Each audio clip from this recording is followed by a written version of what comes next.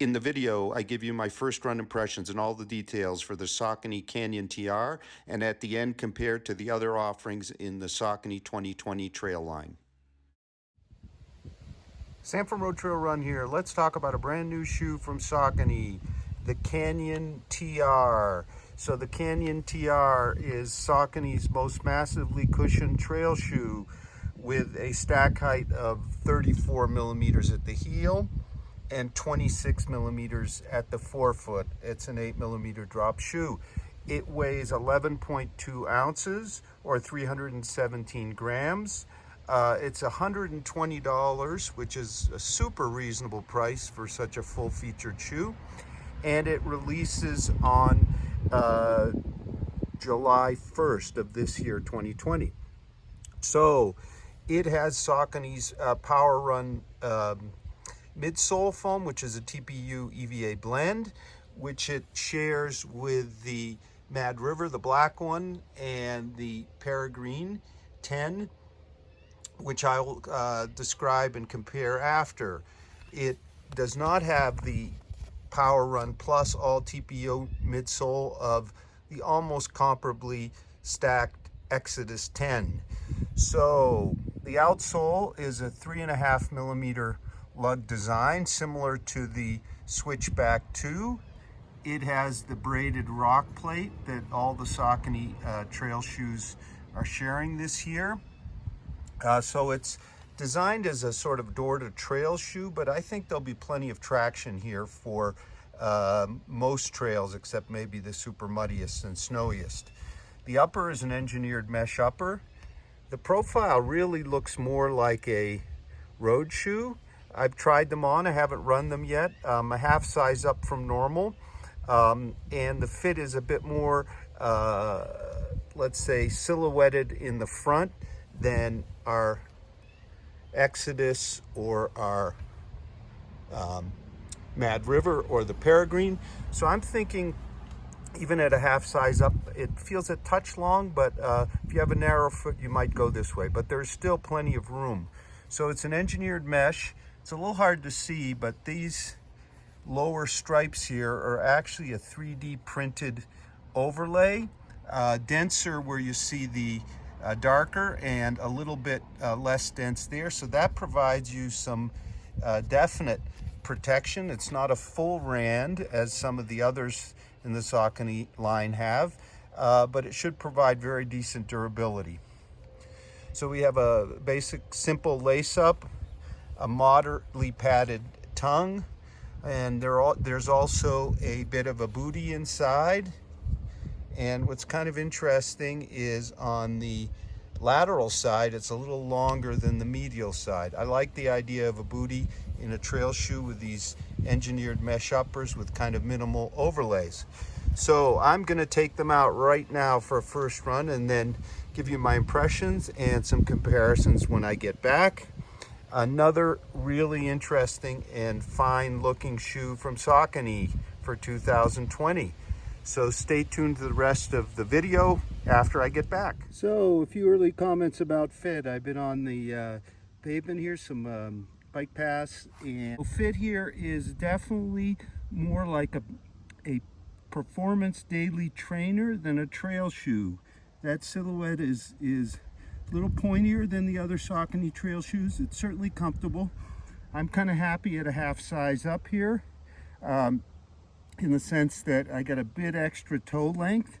There are no pressures anywhere. It's been one lace up and done. The rear is super stable. In fact, the overall hold and stability at a 9 half size up is better for me than either the Mad River or the Peregrine, also were half size up. The ride is very well cushioned, dense, with some definite rebound from the Power Run Plus.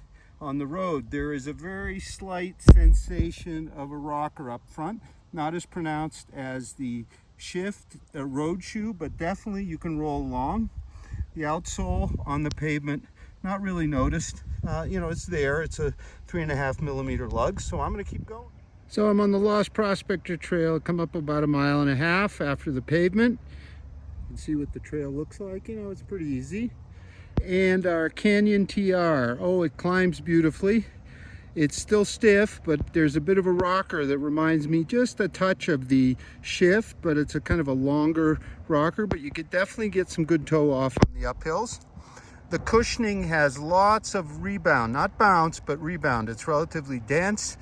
This is a package of cushioning and protection because up front you've got 26 millimeters of cushion plus the rock plate that will take you many, many miles. There's the protection cushion is outstanding. It's not mushy. It's not as bouncy as the Xodus 10, a little more lively. It's the Power Run. It's the same foam that's in the Road Ride 13, a shoe we all really like a lot this year. It's also in the Peregrine and the Mad River, but here there's more of it. That outsole with the 3.5 millimeter lugs, gripping just fine on this relatively moderate stuff, a bit loose. The upper is key here. This, I think, may be the best trail shoe upper I have tried this year because it is secure front to back, very secure in the heel area, and you kind of need that because you got a relatively narrow landing and you got that big stack under the heel. I wish it was just a little wider at the heel, but not an issue. Lace up has been super easy. I haven't adjusted once. Midfoot hold is tremendous. Toe box, as I said, is a little bit more on the pointy side, but so far no issues. I'm a half size up. I think I'll stay right where I am. There's plenty of kind of give because you see all you really have are those overlays that create the rand. So there's enough kind of basic stretch, but the hold is there's no slop anywhere in this upper. So I'm going to keep going. Just a few sites where those patches of snow are is the slopes above where the 2002 Olympics giant slalom and slalom were, and the half pipe to the right. This is Park City Mountain. That's the old town of Park City. And then off to the right would be the canyons. And to the left is Deer Valley. I'm going to keep going. I'm going to say this would be a great shoe for long, long days on any kind of terrain. I think also to make a really nice, as they say, door to trail shoe, because on the road it was fabulous also. So it fits in more towards the roadside because of the outsole than the Xodus 10, the bouncier Xodus 10, which is another tremendous shoe. I think it's a faster shoe because it's lighter, and the Power Run EVA TPU mix has a bit more rebound than bounce. Okay, back from my run, about 7 miles, maybe 12 kilometers worth of about half road, half trail. Definitely the midsole is a big star here. It's stable, it's super well cushioned, there's some rebound, it doesn't feel dead like most EVA trail shoe midsoles feel like. So it was stable enough. Of course, you got that big 34 millimeter heel on a relatively narrow platform. So the upper really plays a big role of locking your foot to the platform here. It has the rocking effect is smooth on both trail and road, smoother on trail, I thought, really. And they're actually developing or starting to develop a little bit of flex. So I expect them to get a bit more flexible. So let's compare them to the rest of the 2020 Saucony lineup. First, the Xodus 10 weighs somewhat more at 11.8 ounces, whereas we're at about 11.2 here. It has a full TPU midsole. It's definitely bouncier in feel. It has a more rugged, if you will, higher profile outsole. It is also a really good road to trail shoe. I find it maybe a touch more stable on the trail than our Canyon TR, and both are, all the shoes are at size 9, so half size up from my normal. I think the Canyon upper is more secure, particularly in the toe box, if maybe a little less roomy. So this is more of a performance fit. The foot lockdown is somewhat better, I think. Next, the Mad River TR2. That one we're going to have our review real soon. So in terms of stack height, It's at 28.5 heel, 24.5 forefoot, so 4 millimeter drop, $110. It's softer than our Canyon TR. It has the most voluminous toe box yet secure of all of the Sauconys. I think our Canyon is a little more stable in the forefoot, and our Mad River TR a little more stable at the heel. But also again, I don't really need that voluminous upper, so I get a more secure overall hold in the Canyon TR. Okay, next the Peregrine 10. So it has a 27 millimeter heel, 23 millimeter forefoot, so 4 millimeter drop. So it's 1.5 millimeters less front and back than the Mad River, but the Mad River has a lower profile outsole, whereas our Peregrine has the same outsole as the Xodus. So in effect, you're probably getting about 3 millimeters less actual midsole than the Mad River. And you'd have to say probably compared to our Canyon TR, close to 8 millimeters less at the heel and about 4 millimeters less at the forefoot. So this is a considerably firmer feeling shoe. It's very stable. It has the same power run midsole. It's firmer than the others, maybe a bit more stable and suited to shorter runs on more technical terrain. Listen to any of the three others in terms of its cushion. Finally, and it really doesn't play in the same class, we have the Switchback 2 here. So that's a full Power Run Plus TPU midsole, same material as in your Xodus 10. It's a low stack at 2218 and weighs 2 ounces less than our Canyon TR.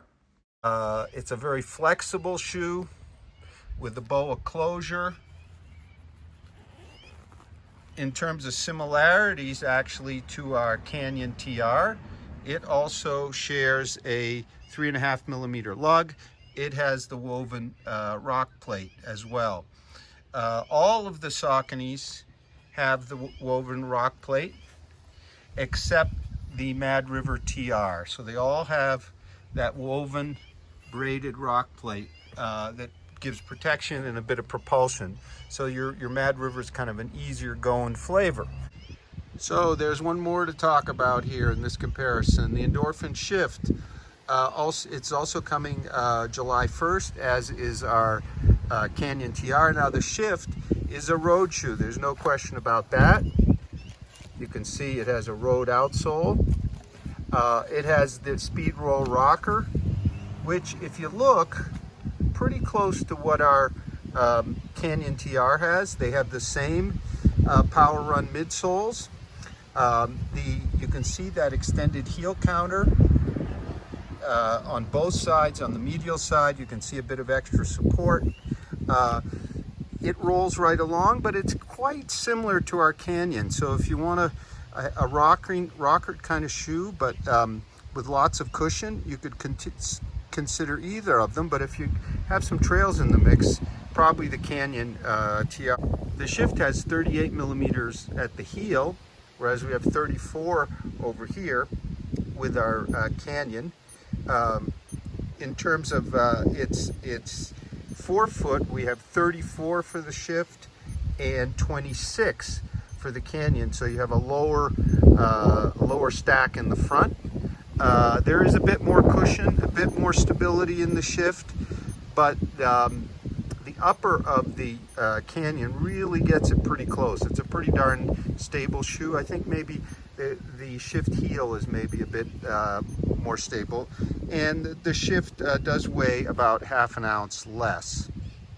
So those are your comparisons in Saucony.